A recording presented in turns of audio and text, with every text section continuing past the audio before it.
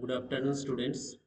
আজকে তোমাদের আলোচনার বিষয় হলো কোর্স 1.1.4 অর্থাৎ ল্যাঙ্গুয়েজ অ্যাক্রস দ্য কারিকুলাম। এই পেপারের অন্তর্গত ইউনিট 5-এর প্রথম সাব ইউনিটটা নিয়ে আলোচনা করব। সেখানে তোমাদের প্রফিসিয়েন্সি নিয়ে বলা আছে, বিভিন্ন ধরনের রিডিং প্রফিসিয়েন্সি, ল্যাঙ্গুয়েজ প্রফিসিয়েন্সি।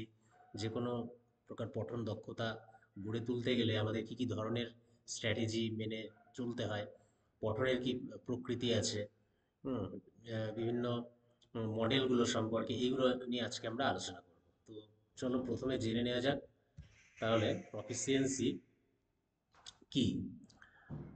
তাহলে প্রফিসিয়েন্সি হচ্ছে অ্যাকচুয়ালি অভ্যাস এবং ক্ষমতার দ্বারা অর্জিত বিশেষ যে জ্ঞান, সেটাই হচ্ছে দক্ষতা। তো অক্সফোর্ড ইংলিশ ডিকশনারিতে প্রফিসিয়েন্সিকে একটু অন্যরকমভাবে বলা আছে যে ইট is the ability to do something well because of training and practice. অর্থাৎ নিয়মিত অভ্যাস এবং প্রশিক্ষণের দ্বারা কোনো কিছু সার্থক রূপে সম্পন্ন করতে পারার যে ক্ষমতা, এখানে ক্ষমতার উপর জোর দেওয়া হচ্ছে, কথা বলা হচ্ছে, এটাই হচ্ছে প্রফিসিয়েন্সি।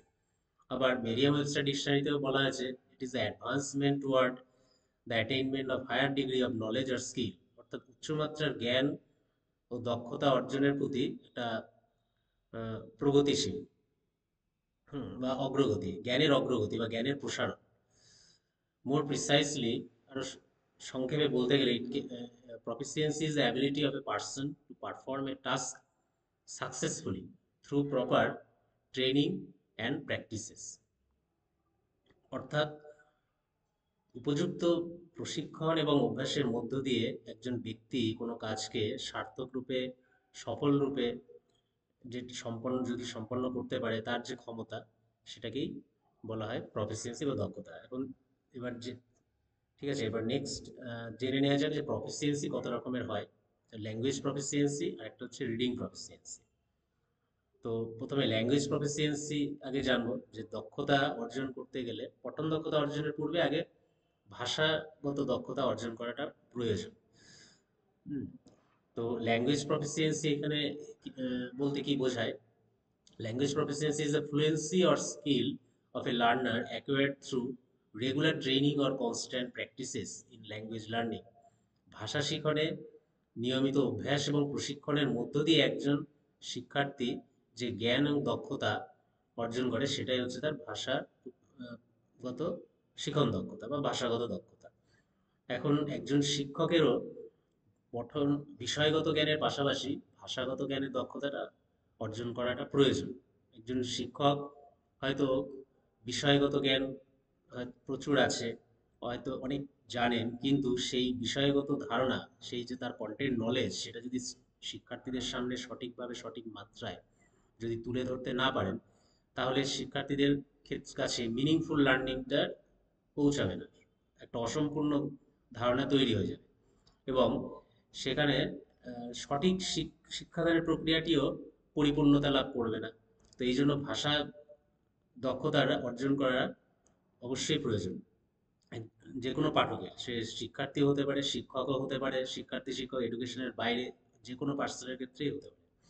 তো পঠন দক্ষতা অর্জন করার ক্ষেত্রে কিছু গুরুত্বপূর্ণ বিষয় আছে, যেগুলো আহ, সতর্কতা অবলম্বন করা দরকার, সেগুলোর প্রতি গুরুত্ব দেওয়া দরকার। প্রথমে হচ্ছে কোন ভাষায় আমরা কথা বলবো বা কোন ভাষায় আমরা প্রথমে টেক্সট বুক আমরা চুজ করব। সেইটার জন্য দরকার প্রপার ল্যাঙ্গুয়েজ সিলেকশনটা আগে দরকার। যে ভাষায় আমরা সাবলীল, আমাদের কাছে স্বাচ্ছন্দ্য বোধ হয়, আমরা সহজে কথা বলতে পারি, শেয়ার করতে পারি আরেকজনের সাথে, তাহলে সেই ধরনের ভাষাই প্রথমে সিলেকশন করাটা দরকার। এবং এটা প্রথম জরুরি যে সঠিক পাঠ্যপুস্তক নির্বাচনের পূর্বে সঠিক ভাষাটা আগে নির্বাচন করাটা প্রয়োজন। এবং আমরা দৈনন্দিন জনজীবনে বিভিন্ন রকমের বিষয় আমরা পাঠদান করি, বিভিন্ন রকমের বিষয়ে আমরা পড়ি, এবং আমাদের জানারও বিভিন্ন বিষয় জানারও প্রয়োজন পড়ে। সেটা আমরা পত্রপত্রিকাও হতে পারে, খবরের কাগজও হতে পারে, কোনো ম্যাগাজিনের আর্টিকেল হতে পারে, এসে হতে পারে। প্রত্যেক দিনই কোনো না কোনো মানুষ দৈনন্দিন পঠন পাঠন প্রক্রিয়ার সাথে বিভিন্ন রকমভাবে যুক্ত। হয়তো এক বাড়ির গৃহস্থালীর মহিলা হয়তো কোনো একটা রান্নার আইটেম কিভাবে করবে, কি কোনো রেসিপি কিভাবে ভালো করে তৈরি করবে, সেক্ষেত্রেও তার জানার প্রয়োজন। অর্থাৎ পঠনটা আমাদের দৈনন্দিন জীবনযাপনের সাথে কিন্তু ওতপ্রোতভাবে জড়িত। এবং বর্তমানে একটা সমীক্ষা ইউনেস্কোর দেওয়া তথ্য অনুযায়ী দেখতে পাওয়া গেছে যে প্রায় সারা বিশ্বের 80% মানুষ নিয়মিতভাবে পাঠদান করে।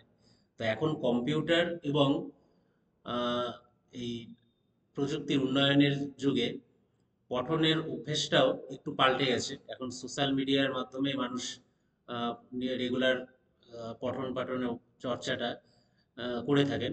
পঠনের যে নিয়মিত চর্চা, যে লাইব্রেরিতে গিয়ে বসা, যে পাঠ অভ্যাস, পত্র মধ্যে নিয়োজিত থাকা ফিজিক্যাল মোডে, সেই জায়গাটা অনেকটা কমে এসছে। এখন ই কন্টেন্ট, ই পিডিএফ ফাইল, বিভিন্ন সোশ্যাল মিডিয়ার সাইটসের মধ্য দিয়ে আমরা এগুলো নিয়মিত আহ, অভ- চর্চা করে থাকি। পঠনের অভ্যাসটা এখন পাল্টে গেছে এইভাবে। তো এইটা বলতে গিয়েই এতগুলো কথা বললাম যে প্রপার ল্যাঙ্গুয়েজ সিলেকশনটা খুবই দরকার। কোন ভাষায় আমরা আহ, আহ, পড়বো সেই বিষয় জানার আগে আগে ল্যাঙ্গুয়েজ সিলেকশনটা দরকার। নেক্সট হচ্ছে অ্যাকুয়ার অ্যাডিকুয়েট ল্যাঙ্গুয়েজ, পর্যাপ্ত পরিমাণে ভাষার জ্ঞানের দক্ষতা অর্জন করাটা দরকার।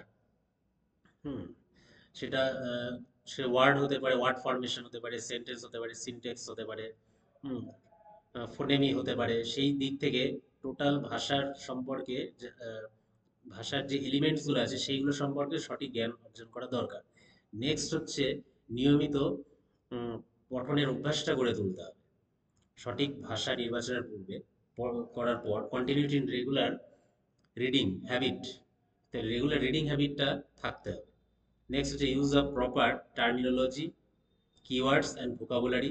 সঠিকভাবে যে বই, আহ, যে টেক্সট বুকটা নির্বাচন করা হয়েছে যে বিষয়বস্তু সম্পর্কে বিভিন্ন তথ্য জানার জন্য, তাহলে সেখানে যে বইটা যেভাবে পড়া হবে তার ছোট ছোট কিওয়ার্ড, ইম্পর্টেন্ট টার্মস, কোনো বিশেষ ক্যারেক্টার, মেন মেন জায়গাগুলো সেগুলো আন্ডারলাইন করতে হবে এবং সেইগুলোকে কোনো একটা জায়গায় নোট করে রাখতে হবে। হুম সেগুলোকে অন্যভাবে ইন্টারপ্রেট করার জন্য। তো এইভাবে আমরা প্রথমে পঠন দক্ষতার পূর্বে আমরা ভাষা দক্ষতাকে গড়ে তুলতে পারি। নেক্সট হচ্ছে এবারে জেনে নেব যে রিডিং প্রফিসিয়েন্সি কি। Reading proficiency refers to the ability to read and comprehend text efficiently বা এফেক্টিভলি। কার্যকারীভাবে একটা টেক্সটকে আমরা সুনির্দিষ্ট কৌশলে যে পাঠ করার যে দক্ষতা, সেটাকেই বলা হয় রিডিং প্রফিসিয়েন্সি। এখন রিডিং প্রফিসিয়েন্সি, পঠন দক্ষতা গড়ে তোলার পূর্বে পঠনের যে বিভিন্ন এলিমেন্টস বা বিভিন্ন জায়গাগুলো আছে সেগুলোকে গুরুত্ব দিতে হবে। যে সবার প্রথমে হচ্ছে ডিপ কনসেন্ট্রেশন, একাগ্রতা, গভীর একাগ্রতা, মনোসংযোগ, এগুলো থাকা দরকার। কোন পাঠ্যপুস্তক নির্বাচন করব, খুব বয়সের সাথে, ম্যাচুরেশন লেভেলের সাথে সেই ধরনের সহজ সরল পাঠ্যপুস্তক নির্বাচন করতে হবে। এবং পড়ার সময় মূলত এখানে ছোট নিচু ক্লাসে, প্রাইমারি স্কুল লেভেলের তাদের যে ল্যাঙ্গুয়েজ স্কিল ডেভেলপ করতে গেলে নিয়মিত পঠনের মধ্য দিয়েই তাদের এই অভ্যাসটা গড়ে তোলা দরকার। এবং তার জন্য যেটা তাদের সঠিক উচ্চারণ, ফ্লুয়েন্সি, তাদের প্রোনাউন্সিয়েশন, ভয়েস মডুলেশন, কোন কোন জায়গায় তাদের সমস্যা হচ্ছে সেইগুলোকে আইডেন্টিফাই করতে হবে সঠিকভাবে, সঠিকভাবে অ্যানালাইজ করতে হবে। এইভাবে তাদের মধ্যে পঠন দক্ষতা ছোটবেলা থেকে গড়ে তোলা সম্ভব। নেক্সট হচ্ছে reading proficiency involves the skills and strategies use to analyse and understand written information. তার লিখিত যে বিবৃতি বা লিখিত যে তথ্য, সেটাকে সঠিকভাবে বুঝতে পারা, অনুধাবন করতে পারা এবং বিশ্লেষণ করতে পারা সুনির্দিষ্ট কৌশলে, সেটাই হচ্ছে পঠন দক্ষতা। এবং অনেকেই আছে, কেউ সাইলেন্ট রিডিংটাও পছন্দ করে, কেউ আছে ওরাল রিডিংটাও পছন্দ করে, কিন্তু ছোট নিচু ক্লাসে সাধারণত আমরা সচরাচর ওরাল রিডিংটাই তাদের ক্ষেত্রে ব্যবহার করি। কারণ ওরাল রিডিংটা করলে গলার ভোকাল সমস্যাটা দেখা যায় না, আরও ভয়েস মডুলেশন, আরও ভয়েস এক্সপোজিশন ছোটবেলা থেকে আরও বৃদ্ধি পায়, উচ্চারণের স্পষ্টতা বৃদ্ধি পায়, ভাষার কোনো জড়তা থাকে না, ছোটবেলা থেকে এই সমস্যাগুলো তৈরি হয়। এই জন্য ছোট বাচ্চাদেরকে নিচু ক্লাসে জোরে জোরে পড়ার অভ্যাস করতে দেওয়া হয়। নেক্সট হচ্ছে improving reading proficiency is important for overall language development and academic achievement. শিক্ষামূলক পারদর্শিতা অর্জন করার জন্য এবং সার্বিকভাবে ভাষার বিকাশ গড়ে তোলার জন্য পঠন দক্ষতাটা অবশ্যই গড়ে তোলার প্রয়োজন। সেটা আমরা পিয়াজের কগনিটিভ ডেভেলপমেন্ট তত্ত্বেও আমরা এর কিছু কিছু দিক আমরা প্রকাশ, কিছু কিছু দিক আমরা তার নিদর্শন পাই। হুম, যেমন স্কিমা থিওরির ক্ষেত্রে কিভাবে আমরা কোনো কন্টেন্টকে আমরা সুনির্দিষ্ট কৌশলে আমরা নলেজকে অর্গানাইজ করব আমরা। হুম, সেই বিষয়গুলো করতে গেলে আগে সুনির্দিষ্ট টেক্সট আগে চুজ করতে হবে, এবং যে বিষয়টা সম্পর্কে আমরা জানবো সঠিক ভাষা আগে নির্বাচন করতে হবে। এবং পঠনের যে বিভিন্ন নিয়মগুলো আছে, সেগুলো স্ট্র্যাটেজিগুলো আছে, সেগুলোকে ফলো করতে হবে। এরপরে আমরা জেনে নেব যে পঠন দক্ষতা অর্জনের জন্য কি কি কৌশলগুলো আছে। Developing various reading strategies. কারণ পঠন দক্ষতা অর্জন করার জন্য এই যে বিষয়বস্তুগুলোকে গুরুত্ব দিতে হবে, তো সেখানে সেটা জানার পূর্বে যে কেন আমরা ভাষা শিখরে পঠন দক্ষতাটা আমরা আহ, আহ, প্রতি গুরুত্ব দেব, ফোকাস করব, তার কি উদ্দেশ্য আছে। কারণ যে কোনো বিষয়ে আমরা সমালোচনা যদি করতে চাই, বা নিজেকে আরো যে কোনো বিষয় সম্পর্কে আরো জানা, আরো তথ্য সমৃদ্ধ জ্ঞান অর্জন করা, কোনো কিছু ব্যাখ্যাকরণ করার ক্ষমতা, ব্যাখ্যাকরণের দক্ষতা, কথন দক্ষতার বিকাশ ঘটানো, এইসবের জন্য কিন্তু আমাদের রিডিং প্রফিসিয়েন্সিটা অ্যাকোয়ার করা দরকার।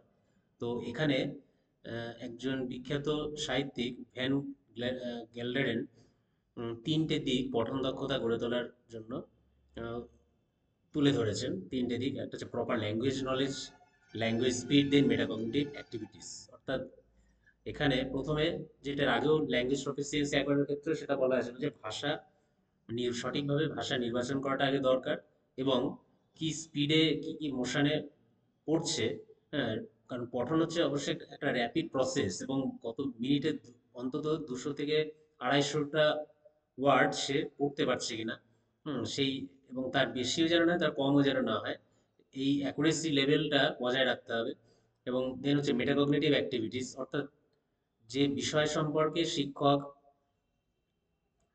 যে বিষয়বস্তু সম্পর্কে তুলে ধরবেন, বা রিডার যে বিষয়টা জানার জন্য কোনো একটা টেক্সট হয়তো পড়ছে, পাঠদান করছে, সে পাঠদানের পর সেই বিষয়টা সম্পর্কে কতটুকু জানলো, তার সারাংশ, জিস্ট, সেই জিস্ট করে বলা। সে এটার মধ্যে কিভাবে রাইটার তার লেখনীর মধ্য দিয়ে গোটা বিষয়টা সুন্দর করে তথ্য আকারে উপস্থাপন করেছে, কি বুঝেছে, তার অনুধাবন ক্ষমতা, এইগুলো গোটা তথ্যটাকে সুন্দরভাবে উপস্থাপন করা, তার যে ক্ষমতা, সেটা হচ্ছে মেটাকগনিটিভ অ্যাক্টিভিটিস। নিজের মতন করে সুন্দরভাবে সাজিয়ে গুছিয়ে আবার উপস্থাপন করবে, এই যে ক্যাপাবিলিটি, এইরকম তিনটে দিকে তিনি ফোকাস করেছেন। নেক্সট হচ্ছে use of specific learning strategies such as engaging text book, group reading activities. দলগতভাবে পঠন দক্ষতাটা গড়ে তুলতে হবে। Access to a variety of reading materials, বিভিন্ন ধরনের পঠনের উপকরণগুলো, ওগুলোকে অ্যাক্সেস করতে হবে। রেগুলার রিডিং হ্যাবিটটা দরকার, এবং প্রতিনিয়ত অভ্যাস অনুশীলনের মধ্য দিয়ে পঠনের জন্য একটা নির্দিষ্ট টাইম, ওরাল রিডিং এর জন্য একটা নির্দিষ্ট টাইম ফিক্স করতে হবে, 1 ঘন্টা বা 2 ঘন্টা। তার মধ্য দিয়ে তাহলে ভোকাল বিভিন্ন সমস্যা, লিঙ্গুইস্টিক যে ডিসপ্যারিটি গুলো দেখা যায়, এইগুলো তাহলে দূর করা সম্ভব। কারণ সঠিকভাবে পঠন দক্ষতা গড়ে তুলতে পারলেই পরবর্তী ক্ষেত্রে আমরা বিভিন্ন জিনিসগুলো সমালোচনা করতে পারবো। বিভিন্ন বন্ধু বান্ধবদের মধ্যে কোনো বিষয় নিয়ে আলোচনা হলে আমরা যুক্তিতর্কের জায়গায় যেতে পারবো, শেয়ার করতে পারবো। তাই যে ডিবেট, ওরাল প্রেজেন্টেশন, এলোকিউশন, এইগুলো হচ্ছে একটা মাধ্যম সঠিকভাবে, মানে ভাষা দক্ষতা প্রয়োগের একটা মাধ্যম। এর মধ্য দিয়ে আমরা বিভিন্ন স্ট্র্যাটেজি ফলো করে আমরা নিজেদের সঠিক ভাষা দক্ষতাগুলো গড়ে তুলতে পারি। এবং ছাত্রছাত্রীদেরকেও আমরা এইগুলোর মধ্য দিয়ে একটা সুযোগ করে দিতে পারি, অংশগ্রহণ করতে পারি, যাতে তারা যে যে বিষয়বস্তুগুলো পড়বে তাদেরকে কন্টেন্ট দিয়ে দেওয়া হবে, এবং তারা নিজেদের মতন করে তারা বলবে, তাদের voice exposition, pronunciation, voice modulation কীরকম হচ্ছে, এই দিকগুলো সম্পর্কে জানা যাবে, এবং কোথাও কিছু ভুল ত্রুটি হলে সেগুলো নোট ডাউন করে রাখা হবে। নেক্সট হচ্ছে একজন শিক্ষার্থীর বা শিক্ষার্থীদের কেন প্রয়োজন পঠন দক্ষতা অর্জন করা। একটু আগেই যেটা বলছিলাম, যে কোনো বিষয়ে আলোচনা করতে, কোনো কিছুর যুক্তির অবতারণা করতে, নিজেকে জানার জন্য আমাদেরকে, প্রত্যেক ব্যক্তিদেরকেই প্রত্যেক দৈনন্দিন জীবনে বিভিন্ন রকম বিষয় নিয়ে জানতে হয়। সেটা বাড়ির গৃহকাজের থেকে শুরু হতে পারে, হুম আহ, আহ, কোনো টেকনিক্যাল বিষয় নিয়ে হতে পারে, নিউজ নিয়ে, দৈনন্দিন খবরাখবর আমরা প্রত্যেক দিন আমরা যে টিভিতে নিউজ চ্যানেলগুলোতে আমরা বিভিন্ন জিনিসগুলো আমরা দেখি, আমরা নিউজ হেডলাইনগুলো সেখানেও আমরা পড়ি। রাতে শুতে যাওয়ার আগেও আমরা গল্পের বই পড়েও, অনেকের অভ্যাস থাকে গল্পের বই পড়তে পড়তে আমরা ঘুমিয়ে পড়ি। এবং নিজেকে আমরা পরিশীলিত করার জন্য, নিজের জ্ঞানকে আরো সমৃদ্ধ করার জন্য আমরা সবসময় আমরা পড়ি। প্রত্যেক ব্যক্তি, এখানে ছাত্র, শিক্ষক এবং শিক্ষা মহলের বাইরেও যে কোনো ব্যক্তি আমরা বিভিন্ন রকম বিষয় সম্পর্কে জানার জন্য আমরা পড়ি। তো পড়ার, শুধু পড়লেই হবে না, তার বিভিন্ন স্ট্র্যাটেজি আছে, সেইগুলোকে ফলো করলে তবেই সেই পঠন দক্ষতা গড়ে তোলা সম্ভব। নেক্সট, টু ইভ্যালুয়েট, কোনো কিছু মূল্যায়ন করার জন্য। হ্যাঁ, যে দৈনন্দিন জীবনে, বাস্তব জীবনে, ব্যবহারিক ক্ষেত্রে কোনো বিষয় সলভ করার জন্য প্রয়োজন হতে পারে, তাহলে সেটা জানতে গেলে আমাকে পড়তে হবে সেই টপিকটা সম্পর্কে, কোন বইতে পাওয়া যাবে। সেটা টেক্সট বুক হতে পারে, নিউজ পেপার হতে পারে, আর্টিকেল হতে পারে। সেই বিষয় সম্পর্কিত যে সোর্স, সেই বিভিন্ন সোর্সগুলো কালেক্ট করে সেখান থেকে আমরা পড়ি এবং পড়ে তার মান নির্ধারণ করি আমরা এখানে। সেটা যাচাই এখানে এভেলেট বলতে এখানে যাচাই করাও হতে পারে বিভিন্ন তথ্যের। হুম। তারপরে একটু ক্রিটিসাইজ, একটু সেটা একটু আগেই বললাম, কোনো কিছু বিষয় নিয়ে আলোচনা করতে গেলে, সমালোচনা করতে গেলেও আমাদের জানার জন্য আমাদের পঠন দক্ষতা অর্জন করতে হয়। নেক্সট, একটু কানেক্ট উইথ রিয়াল ওয়ার্ল্ড, বাস্তব পরিবেশের সাথে, হুম, উম, বাস্তবের সাথে সংযোগ করে তুলতেও, যে হয়তো সেটা কোনো সায়েন্টিফিক টেক্সট হতে পারে, বিজ্ঞানের বিভিন্ন বিষয়গুলো হতে পারে, দৈনন্দিন জীবনে যা যা ঘটনাগুলো ঘটছে সেগুলো সম্পর্কেও হতে পারে, বিভিন্ন সায়েন্টিফিক টেক্সট, এগুলো এক্সপোজিটরি টেক্সট, হ্যাঁ, এইগুলো হতে পারে। সেটা মহাকাশ গবেষণা নিয়ে বিভিন্ন আবিষ্কারমূলক বিভিন্ন তথ্য, যেগুলো বাস্তবে আহ, প্রয়োগ প্রয়োগের ক্ষেত্রে, তাহলে সেগুলো জানার জন্য আমাদের পড়তে হয়। তাহলে এগুলোর সাথে এইভাবে আমরা রিয়েল লাইফে কানেক্ট করতে পারি। টু অ্যাকোয়ার কম্প্রিহেন্সিভ নলেজ, সার্বিক জ্ঞান অর্জন করার জন্য, কোনো একটা বিষয় সম্যক আহ, ধারণা বা সার্বিক জ্ঞান অর্জন করার জন্য আমাদের পঠন দক্ষতা গড়ে তোলা প্রয়োজন। Next, to build assumption of inherent knowledge, অর্থাৎ অন্তর্নিহিত জ্ঞানের পূর্বানুমান ক্ষমতা। হুম, কোনো কিছু প্রি অ্যাজাম্পশন যে এইটা হতে পারে, সায়েন্টিফিক বিভিন্ন টার্ম, বিজ্ঞানের ক্ষেত্রে, গণিতের ক্ষেত্রে, যখন আমরা কিছু প্রমাণ করি তার আগেই আমরা অ্যাজাম্পশনটা ধরে নিই যে, তারপরে আমরা সেটা যুক্তি দিয়ে, গাণিতিক কৌশলে আমরা ওটাকে প্রমাণ করি যে আমাদের অ্যাজাম্পশনটা যেটা ধরে নিয়েছিলাম সেটা সত্য না মিথ্যে, it is true or false. তো এই অ্যাজাম্পশন পাওয়ার তখনই তৈরি হবে, তখনই সেই, যদি ওই বিষয়টা সম্পর্কে মিনিংফুল লার্নিং তৈরি হয়। তাহলে মিনিংফুল লার্নিং তৈরি করতে গেলে তাহলে তাকে সেই বিষয়টা সম্পর্কে জানতে হবে, তার জন্য তাকে পড়তে হবে, বিভিন্ন বিষয়ে চর্চা করতে হবে, তবে তাদের মধ্যে সেই ইনহেরেন্ট নলেজটা ডেভেলপ হবে এবং তার বেসিক অ্যাজাম্পশন পাওয়ারটাও তৈরি হবে। নেক্সট হচ্ছে two expand the knowledge of language, ভাষার জ্ঞানের বিস্তার, নিজের আহ, আহ, জ্ঞানের বিস্তারের জন্য, পাশাপাশি তার ভাষা জ্ঞানের বিস্তার ঘটানোর জন্য নতুন নতুন ওয়ার্ড, টার্মিনোলজিস, কি টার্মস, এইগুলো সম্পর্কে আরো জানার জন্য আমাদের পঠন দক্ষতা অর্জন করা দরকার।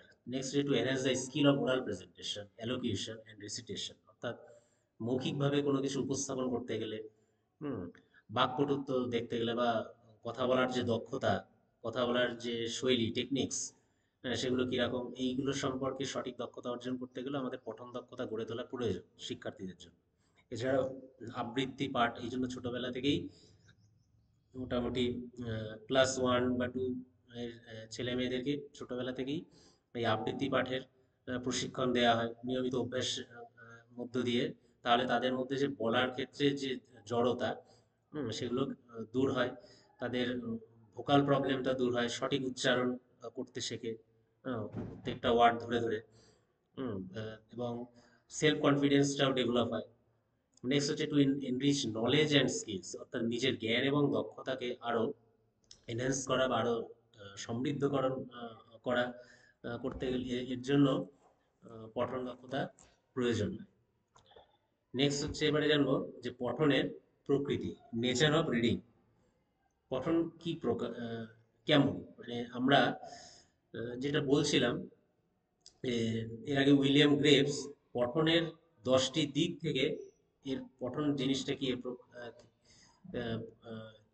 প্রক্রিয়াগত দিক থেকে তিনি তুলে ধরেছেন 10টি দিক থেকে। প্রথমত হচ্ছে এটি একটি র্যাপিড প্রসেস, দ্রুত প্রক্রিয়া। আমরা যখন যে বিষয়গুলো আমরা পড়ি, হুম, সরব পাঠী হোক বা নীরব পাঠী হোক, খুব দ্রুততার সাথে পড়ি। ফ্লুয়েন্সি কতটা সেটা দেখতে হবে, মিনিটে 250 থেকে 300টা শব্দ যেন আমরা পড়তে পারছি সেটা আগে দেখতে হবে। তেমনি আবার পঠন আর এক দিক থেকে বলতে গেলে এটা একটা কার্যকরী একটি প্রক্রিয়া, এফিশিয়েন্ট প্রসেস। এইটাই কার্যকারী প্রক্রিয়া এই কারণেই, কারণ যে কোনো বিষয়ে কিছু সমস্যা, কিছু খুঁজে পাওয়া যাচ্ছে না, কিছু এক্সট্রা ইনফরমেশন দরকার, হ্যাঁ, তাহলে সেটা তার ব্যক্তিগত জীবনে কাজে লাগতে পারে। তার জন্য আমরা বিভিন্ন বিষয়গুলো সম্পর্কে আমরা আহ, অবগত হওয়ার জন্য আমরা পড়ি। হুম তার জন্য অবশ্যই এটা একটা এফিশিয়েন্ট একটা প্রসেস। এটা আবার অন্য আরেক দিক থেকে বলতে গেলে ইট ইজ এ কম্প্রিহেন্ডিং প্রসেস, অনুধাবনমূলক একটি প্রক্রিয়া। যে কোনো বিষয়ে শিখতে গেলে সঠিকভাবে সেলফ রিয়ালাইজেশন অ্যাকোয়ার করতে গেলে, অনুধাবন করতে গেলে সেই বিষয়টা সম্পর্কে পড়তে হয়। সে সেটা এক্সট্রা ইনফরমেশন, এক্সট্রা নলেজ, হুম আহ, এটা অ্যাকোয়ার করতে গেলে আমাদেরকে আন্ডারস্ট্যান্ডিং লেভেলটাকে আরো বাড়াতে গেলে এটা পড়তে হয়। তার জন্য পঠন এই দিক থেকে দেখতে গেলে অবশ্যই এটা একটা কম্প্রিহেন্ডিং প্রসেস। আবার এটা একটা ইন্টারেক্টিভ প্রসেস, মিথস্ক্রিয়ামূলক একটি প্রক্রিয়া। কেন মিথস্ক্রিয়ামূলক প্রক্রিয়া? কারণ একজন রিডার যে বিষয় নিয়ে আহ, কোনো একটা টেক্সট বুক কালেক্ট করে যখন পড়বে, সেই ইনফরমেশনটা পাওয়ার জন্য সবসময় সে দেখবে, সার্চ করবে, যে লেখক তার লেখনের মধ্য দিয়ে ওই ইনফরমেশনগুলো কতটা সুন্দরভাবে গুছিয়ে উপস্থাপন করেছে, এবং সে রিডার যেটা জানতে চাইছে, অর্থাৎ রিডার এবং রাইটারের মধ্যে একটা পারস্পরিক মিথস্ক্রিয়া, একটা মেলবন্ধন তৈরি হয়। সেটা যে কোনো বিষয়, সেটা সাবজেক্টিভ বিষয়ও হতে পারে, সাবজেক্টের বাইরেও যে কোনো দৈনন্দিন জীবনে প্রয়োজনীয় বিষয় নিয়েও হতে পারে। হুম আবার অবশ্যই এটা একটা স্ট্র্যাটেজিক, নেক্সট হচ্ছে এটা একটা স্ট্র্যাটেজিক প্রসেস। আমরা যখনই কোনো কিছু পড়ি, পাঠ উপস্থাপন করি, কোনো একটা টেক্সট নিয়ে একটা সুনির্দিষ্ট কৌশল অবলম্বন করেই পড়ি। একদম থ্রু আউট করি না, কোনো একটা প্যারা প্যারা, একটা অনুচ্ছেদ অনুযায়ী যখন আমরা রিড আউট করি, দাড়ি কমা ফুল স্টপ, ছেদ জ্যোতিচিহ্ন, বিভিন্ন ধরনের ভোকাবুলারি, শব্দগুচ্ছ, এগুলো সম্পর্কে আমাদের ধ্যান ধারণা থাকে। আমরা সেগুলো মেন মেন জায়গাগুলো হাইলাইট করি, কি বলতে চাওয়া হচ্ছে প্রত্যেকটা অনুচ্ছেদ থেকে গুরুত্বপূর্ণ বিষয়গুলো একটা আলাদা জায়গায় নোট করে রাখা রাখা হয়, বা আমরা মেমোরাইজ করে রাখি এইগুলো। এই জন্য একটা সুনির্দিষ্ট একটা কৌশল বা স্ট্র্যাটেজিক প্রসেস, হুম এই দিক থেকে বলতে গেলে। এবং যে পুরো জিনিসটা, গোটা বিষয়টা, চ্যাপ্টারটা বা টপিকটা পড়া হয়ে গেলে কি বলতে চাওয়া হয়েছে সেটা আমরা জিস্ট করে আমরা অন্যদের কাছে তুলে ধরি, একটা বক্তব্য মধ্য দিয়ে উপস্থাপন করি বা ক্রিটিসাইজ করি, সমালোচনা করি। তার জন্য এটা কিভাবে আমরা পড়ছি, কিভাবে আমরা নতুন নতুন ইনফরমেশন গুলো পাচ্ছি ওই টেক্সট বুকটা থেকে, বা ওই ম্যাগাজিন থেকে বা নিউজ পেপার বা কোনো আর্টিকেল থেকে, যেটাই আমরা পড়ছি সেখানে আমরা স্ট্র্যাটেজি মেনেই আমরা পড়ছি। হুম তারপরে হচ্ছে it is a flexible process. Sorry, এখানে একটু স্পেলিংটা মিস্টেক হয়েছে। It is a flexible process. অবশ্যই পঠন একটি নমনীয় একটি প্রক্রিয়া। হুম কারণ একজন দক্ষ পাঠকের সচেতন মন থাকাটা দরকার, তথ্য সমৃদ্ধ জ্ঞান তো না হলে তো হবে না। এজন্য একটা উদারনৈতিক তথ্য সমৃদ্ধ জ্ঞান অর্জন করতে উদারনৈতিক মন থাকা দরকার। একটা ফ্লেক্সিবল নমনীয় মন থাকা দরকার। না হলে গভীরভাবে মনোসংযোগ করতে পারবে না, নাহলে মনে রাখতে পারবে না বিভিন্ন তথ্যগুলো। এই জন্য এই দিক থেকে দেখতে গেলে একটি ফ্লেক্সিবল প্রসেস। অল্প অল্প করে অনেকে আছে, অল্প অল্প করে পড়ে, পড়ে আবার মনে মনে রিক্যাপিচুলেট করে। তাহলে প্রথম স্ট্যান্ডার্ডে কি পড়লো, সেকেন্ড স্ট্যান্ডার্ডে যদি কোনো কিছু পোয়েম হয়, ফার্স্ট স্ট্যান্ডার্ডে, সেকেন্ড স্ট্যান্ডার্ডে, থার্ড স্ট্যান্ডার্ডে কি বলতে চাওয়া হয়েছে, কবি কি তুলে ধরতে চেয়েছেন, সেগুলো আমরা পড়ার পরে এগুলো মনে মনে আবার এগুলো ভাবি এবং নিজের বাস্তবের সাথে কানেক্ট করি। সেটা কোনো প্রোসের ক্ষেত্রে হতে পারে, কোনো পোয়েমের ক্ষেত্রে হতে পারে, কোনো ড্রামার ক্ষেত্রে হতে পারে। এক একটা আলাদা আলাদা একটা টেকনিক আছে সেগুলো। তার জন্য সবার প্রথমে একটা উদার নৈতিক একটা মন থাকা দরকার। তবে আমরা সেই আহ, তথ্য সমৃদ্ধ জ্ঞান আমরা অর্জন করতে পারবো। নেক্সট হচ্ছে ইট ইজ একটা পারপাসফুল প্রসেস, একটি উদ্দেশ্যমূলক একটি প্রক্রিয়া পঠন। অবশ্যই আমরা যে বিষয় সম্পর্কে আমরা জানবো, কেন জানবো, কি জন্য আমরা পড়বো, আমরা সেই টপিক নিয়ে আমরা সার্চ করি। হ্যাঁ, সেটা ইন্টারনেটের মধ্য দিয়ে হতে পারে, ফেসবুক, হোয়াটসঅ্যাপ, ইউটিউব, ইনস্টাগ্রামের মধ্যে দিয়েও হতে পারে, বা মানে নেট প্রযুক্তির যুগে আর কি। এছাড়াও কোনো সাবজেক্টিভ টেক্সটও হতে পারে, কোনো রেফারেন্স বইয়ের মধ্য দিয়ে। যে ক্লাসে বিষয় শিক্ষক কিছু একটা টপিক নিয়ে আলোচনা করলো, তাহলে ওটা সম্পর্কে আমাকে আরো এক্সট্রা তথ্য সমৃদ্ধ জ্ঞান অর্জন করতে হবে। তার জন্য আমাকে এক্সট্রা বই লাইব্রেরি থেকে আমাকে তুলতে হবে। হুম তাহলে এই দিক থেকে দেখতে গেলে পঠন একটা অবশ্যই আহ, সময় উপযোগী, বাস্তব উপযোগী বা একটা উদ্দেশ্যমূলক একটি প্রক্রিয়া। নেক্সট হচ্ছে, এটা যে লার্নিং প্রসেস, একটি শিখন প্রক্রিয়া। প্রতিনিয়ত পঠনের মধ্য দিয়ে আমরা যারা পাঠক, টিচার, স্টুডেন্টস বা আদার পার্সন যারা পড়ছি, কোনো না কোনো বিষয় জানার জন্য, সঠিকভাবে জ্ঞান অর্জন করার জন্য নতুন নতুন টার্মস, নতুন নতুন শব্দ, ইম্পর্টেন্ট গল্পের মূল বিষয়বস্তু, এক্সট্রা ইনফরমেশন, এগুলো আমরা জানছি, নতুন নতুন বিষয় অ্যাডাপ্ট করছি। অবশ্যই এই দিক থেকে দেখতে গেলে একটা শিখন প্রক্রিয়া। যে পড়ার রীতিনীতি, পড়ার টেকনিক্স, স্ট্র্যাটেজি, এগুলো সম্পর্কে আমরা যখন জানছি, তাই না? নেক্সট হচ্ছে, এটি যে ইভ্যালুয়েটিভ প্রসেস, একটি একটি মান নির্ধারণকারী একটি প্রক্রিয়া। যে যে কোনো বিষয় আমরা হয়তো যাচাই করতে চাই। কোনো কিছু রিয়ালিস্টিক কোনো টেক্সট হতে পারে বা কাল্পনিক কোনো টেক্সট হতে পারে। কল্পনার মধ্য দিয়ে কোনো স্টোরি টেলিং যেগুলো হয়, স্টোরির যে বুকস যেগুলো হয়, সেগুলো গল্পের কোনো একটা বিশেষ ক্যারেক্টারকে কোনো একটা কেন্দ্র করে অ্যাডভেঞ্চার টাইপস কিছু বিষয় নিয়ে আলোচনা করা হয়। হ্যাঁ, কোনো দুটো বা তিনটে ক্যারেক্টার থাকে। হ্যাঁ, সেখানে তাদেরকে বিভিন্ন দিক থেকে নির্ধারণ করা হয় যে এটা প্রথম ক্যারেক্টারটা এটা এইভাবে তুলে ধরেছে, ওইভাবে তুলে ধরলে ভালো হতো, কেন উনি এইভাবে বলেছেন, কেন উনি এইভাবে ভেবেছেন, এরকম নানান দিক আমরা তুলে ধরি, বিভিন্ন দিকগুলো আমরা স্পেসিফাই করি। এরা মনে মনে আমরা সেগুলো যাচাই করি, টু জাজ বা অ্যাসেসও করি। তো এই জন্য পঠন একটা, এই দিক থেকে দেখতে গেলে একটা ইভ্যালুয়েটিভ প্রসেস, একটি মান নির্ধারণকারী একটি প্রক্রিয়া বা মূল্যায়ন ধর্মী একটি প্রক্রিয়া বলা চলে। It is a linguistic process. কারণ যেহেতু আমরা যারা ওরাল রিডিং এর পড়ে আর কি, ছোটবেলায় যাদেরকে পড়ানো হয়, তার মধ্য দিয়ে তাদের ভাষাগত বিভিন্ন দক্ষতাগুলো গড়ে তোলা যায়। তার জন্য সেই দিক থেকে দেখতে গেলে একটি একটি ভাষাগত একটি প্রক্রিয়া, লিঙ্গুইস্টিক প্রসেস। নেক্সট হচ্ছে ভিজুয়াল প্রসেস।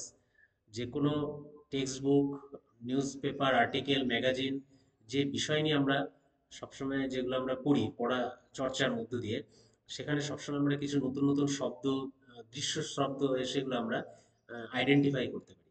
তাহলে প্রপার শব্দ দৃশ্য চিহ্নিতকরণ করার ক্ষমতাটাও থাকা দরকার। সেটা তখনই সম্ভব হবে ভিজুয়াল রিকগনিশন পাওয়ারটা মধ্য দিয়ে। তো এই হচ্ছে 10টা দিক পঠনের। এর উপরে ভিত্তি করে পঠনের প্রকৃতিটাকে তিনি তুলে ধরেছেন, উইলিয়াম গ্রেভস, এই 10টি দিক। নেক্সট, এরপরে আমরা জেনে নেব তাহলে পঠন দক্ষতা গড়ে তোলার জন্য কি কি প্রিকশনস বা সতর্কতা অবলম্বন করা দরকার।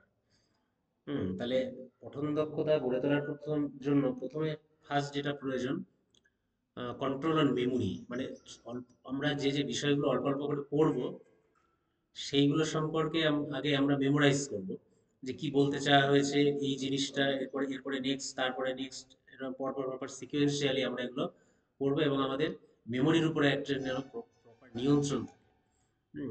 মেমোরির উপরে যেন প্রেশারাইজ যেন না হয়ে যায়। তার জন্য ম্যাচুরেশন লেভেল অনুযায়ী আমাদের সেই ধরনের টেক্সট বুক সিলেকশন করতে হবে, ল্যাঙ্গুয়েজ, প্রপার ল্যাঙ্গুয়েজ সিলেকশন করতে হবে, সাবজেক্ট টিচারকে এখানে লার্নারদেরকে সহযোগিতা করতে হবে। সেটা সোশ্যাল সায়েন্স রিলেটেড বিষয় হোক, সায়েন্টিফিক টেক্সট রিলেটেড সায়েন্সের বিষয় হোক, ম্যাথামেটিক্সের বিষয় হোক, প্রত্যেকটা কন্টেন্টেরই যে ভাষা, সেটাকে আমাদের বোঝানোর জন্য সেই ভাষার মধ্য দিয়েই কিন্তু আমাদের এগোতে হবে, তাই না? তাই তার জন্য মেমোরির উপরে সঠিক নিয়ন্ত্রণ যাতে থাকে, সাবজেক্ট টিচারকেও এখানে দায়িত্ব সহকারে দেখতে হবে। নেক্সট হচ্ছে conscious mind of the reader, অর্থাৎ পাঠকের সচেতন মন থাকাটা দরকার। সচেতন মন যদি না থাকে, যে বিষয়টা সম্পর্কে সে পড়বে, সেটা সরব পাঠী হোক বা নীরব পাঠী হোক, ফুললি কনসেন্ট্রেট হতে হবে সেই টপিকের প্রতি, না হলে সে অনুধাবন করতে পারবে না, মনে রাখতে পারবে না, ভুলে যাবে। তো এই দিকটাকে গুরুত্ব দিতে হবে, কতটা সচেতনভাবে কনসাস মাইন্ডে পাঠক পড়ছে। সাবকনসিয়াস মাইন্ডে বললে হবে না, কনসাস থাকতে হবে সেই বিষয়। নেক্সট হচ্ছে link of past experience with current knowledge, বর্তমান জ্ঞানের সাথে অতীত অভিজ্ঞতার সম্পর্ক স্থাপন করতে হবে। এবং সেই ধরনেই আমরা যেরকমভাবে সাবজেক্ট টিচার তার যে কোনো বিষয়বস্তু যখন ক্লাসে পড়ানো শুরু করেন, সবসময় এই জিনিসটাই ফলো করেন। প্রত্যেকদিন 45 মিনিটের ক্লাসে যে আজকের আলোচনার বিষয়ে সম্পর্কে কতটা জানে, কত আলোচনা করার পূর্বে ওই বিষয় সম্পর্কে অতীতে কতটা তারা জানে সেটা একটা বিভিন্ন প্রবিং টাইপের কোশ্চেন, বিভিন্ন ছোট ছোট প্রশ্ন জিজ্ঞাসা করে, তারপরে লিঙ্ক রেখে নতুন বিষয়ে সম্পর্কে তুলে ধরে। তেমনি এখানে যখন আমরা বিভিন্ন উপন্যাস, কারো কোনো আত্মজীবনী, হুম, বিভিন্ন রবীন্দ্র সংগ্রহ, নজরুল সংগ্রহ যেগুলো আমরা পড়ি, তখন একদিনে তো গোটা বইটা পড়ে তো শেষ করা হয় না। তাহলে ছোট ছোট ইউনিট ধরে ধরে আমরা এগুলো পড়ি, 10 পাতা 15 পাতা পড়ার পর সেগুলো আমরা ওগুলো মেমোরিতে আমরা কন্ট্রোল করে ওগুলো মনে রাখার চেষ্টা করি এবং কানেক্ট করি আমরা রিয়েল লাইফের সাথে। সেইগুলোর সামঞ্জস্যতা বজায় রেখে, এবং নতুন জিনিসটা যখন আবার পরে শুরু করি, তাহলে অতীতের যে বিষয়টা আমরা পড়লাম, কি শিখলাম বা জানলাম, তার সাথে কতটুকু অংশ আমার পড়া হলো, ওইটুকু পড়ে কি কি শিখলাম, তারপরে নতুন বিষয়টার সাথে কানেক্ট করে আমরা আবার শুরু করি নেক্সট ইনফরমেশন, নেক্সট টেক্সটটা।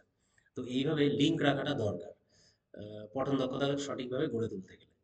নেক্সট হচ্ছে proper use and identify the keywords, suffixes and prefixes, word terminologies, grammars and vocabularies. তাহলে নতুন নতুন কি যে শব্দগুচ্ছ, উপসর্গ, ভাষার অনুসর্গ, কিওয়ার্ডস, ইম্পর্টেন্ট কি টার্মস, এগুলোকে আইডেন্টিফাই করা, অ্যানালাইসিস করা, দরকার হলে সেগুলো একটা ছোট ডায়েরিতে বা অন্য কোনো জায়গায় নোট করে রাখা। হুম, এই জায়গাগুলো দরকার। তাহলে সেইগুলোকে নিয়ে পরবর্তী ক্ষেত্রে বিভিন্ন সমালোচনা করা, শেয়ার করা, আলোচনা করা, কোনো ডিবেটের জায়গা হোক, এগুলো করতে সুবিধা হবে, অ্যানালিসিস করতে সুবিধা হবে। তো সেই জায়গাগুলোকে ফার্স্টে আইডেন্টিফাই করতে হবে। নেক্সট হচ্ছে curious mind of the reader, পাঠকের কৌতূহল মন থাকা দরকার জানার জন্য। হুম, যে কোনো বিষয়ে জানার জন্য, যে কেন পড়বো, কি কারণে পড়বো, হুম, এইখান থেকে পড়ে আমার কি কাজে লাগবে, আমার কি উদ্দেশ্য, সেইটাকে আগে ফোকাস করতে হবে। এবং তার উপরে ভিত্তি করে আরো আগ্রহ আগ্রহপ্রবণ মন থাকতে হবে, কিউরিসিটি থাকতে হবে। না হলে, কিউরিসিটি না থাকলে কনসেন্ট্রেশন বিল্ড হবে না, কনসাস মাইন্ডও থাকবে না। তাহলে পড়ার সময়টাই বৃথা যাবে, কোনো কিছু মনে রাখতে পারবে না। মানে অনুধাবনও করতে পারবে না। তার জন্য কিউরিয়াস মাইন্ডটা দরকার। নেক্সট যে ভিজুয়াল রিকগনিশন, যেটা একটু আগেই বলছিলাম, যে সঠিকভাবে একজন শিক্ষার্থী যাতে শব্দ দৃশ্য চিহ্নিত করতে পারছে কিনা সেই ক্ষমতা গড়ে তোলা দরকার। এর সাথে সাথে পাঠকের যাতে স্বতঃস্ফূর্তভাবে সেই পঠন প্রক্রিয়াটা পরিচালনা করতে পারে। নেক্সট হচ্ছে মেন্টাল স্ট্যাবিলিটি, মানসিক স্থিতিশীলতাটা যেন থাকে, মনের উপরে যেন নিয়ন্ত্রণ থাকে। মানে মানসিকভাবে অন্যদিকে বিচ্ছিন্ন হয়ে গিয়ে অন্য চিন্তা ভাবনা করলে হবে না, ফুললি কনসেন্ট্রেটেড মাইন্ডে করতে হবে, একাগ্রতা থাকতে হবে মানসিকভাবে, যে যখন যে জিনিসটা পড়বে তবেই সেই ইনফরমেশনটা স্মৃতিচারণ করতে পারবে, দীর্ঘদিন মনে রাখতে পারবে। এনহ্যান্স এনকারেজমেন্ট টু রিড, এবং ছাত্রছাত্রীদেরকে পড়ার প্রতি আরো তাদেরকে উৎসাহিত করে তুলতে হবে। হুম, নতুন নতুন আকর্ষণমূলক বিভিন্ন টেক্সট বুকের সাথে তাদেরকে পরিচয় করাতে হবে। যে বইগুলোতে ছবির সংযোজন থাকবে, উদাহরণের প্রচুর সংযোজন থাকবে, এবং সুন্দর ভাষায় সংকলন করা থাকবে, এবং যেটা ছাত্রছাত্রীদের পক্ষে সুবিধা হবে, যেটা যে ভাষায় তাদেরকে পড়ে অনুধাবন করতে পারবে, বুঝতে পারবে, সেই ধরনের ভাষা টেক্সট বুকই তাদেরকে ফলো করতে বলতে হবে। নেক্সট হচ্ছে deep concentration and keep hold mental connection, যেটা একটু আগেই বলছিলাম, গভীর মনোসংযোগ থাকতে হবে। হুম, যে কোনো বিষয়ে পঠন দক্ষতা গড়ে তুলতে গেলে, এবং যেটা পড়ছে মনে মনোসংযোগ, মেন্টাল কানেকশনটাও থাকা দরকার। কারণ মানে মেন্টাল কানেকশনটা বিচ্ছিন্ন হয়ে গেলে কনসেন্ট্রেশন থাকবে না, তখন পড়তে পড়তে যে জিনিসটা পড়ছিল তাহলে মনে রাখতে পারবে, অনুধাবন করতে পারবে না। আর এই জিনিসগুলো ফলো করার পাশাপাশি রেগুলার স্টাডি হ্যাবিট বা রিডিং হ্যাবিট থাকাটা দরকার। সেটা 1 ঘন্টা হতে পারে, 2 ঘন্টাও হতে পারে, কোন একটা স্পেসিফিক টাইম আগে নিজেকে সিলেকশন করে নিতে হবে। হ্যাঁ, এবং বারংবার অভ্যাস করতে হবে, ড্রিল অ্যান্ড প্র্যাকটিসেস, বারংবার অনুশীলনের মধ্য দিয়ে এই পঠন দক্ষতাটা আমরা গড়ে তুলতে পারবো।